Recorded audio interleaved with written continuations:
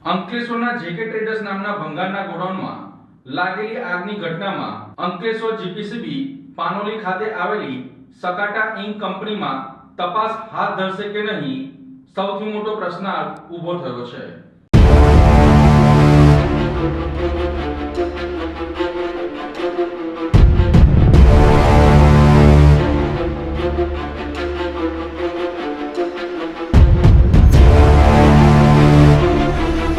અંકલેશ્વરના જેકે ટ્રેડર્સ નામના ભંગારના ગોડાઉનમાં લાગેલી આગની ઘટનામાં અંકલેશ્વર જીપીસીબી પાનોલી ખાતે આવેલી સકાટા ઇન્ક કંપનીમાં તપાસ કરે તે પણ જરૂરી બન્યું છે।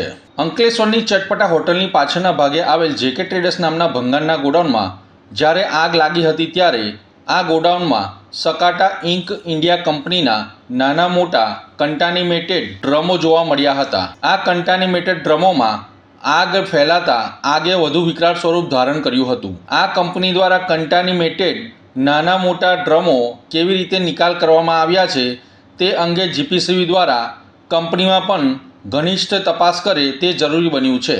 પર્યાવરણના કાયદા હેઠળ સકાટા ઇન્ક કંપનીના ડ્રમો અને ડબ્બાઓ જેકે ટ્રેડર્સના ગોડાઉનમાં નિકાલ થયો હતો તે ગેરકાયદેસર રીતે નિકાલ કરવામાં આવ્યો છે તેવું પ્રથમ દ્રષ્ટિએ લાગી રહ્યું છે।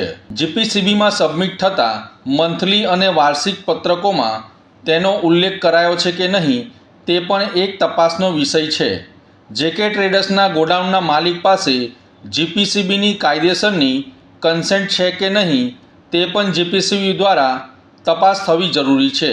અંકલેશ્વર જીપીસીબી દ્વારા ભંગારના ગોડાઉનમાં અને પાનોલી ખાતે આવેલી સકાટા ઇન્ક કંપનીમાં યોગ્ય તપાસ કરે તો ઘણું મોટું કૌભાંડ બહાર આવી શકે છે।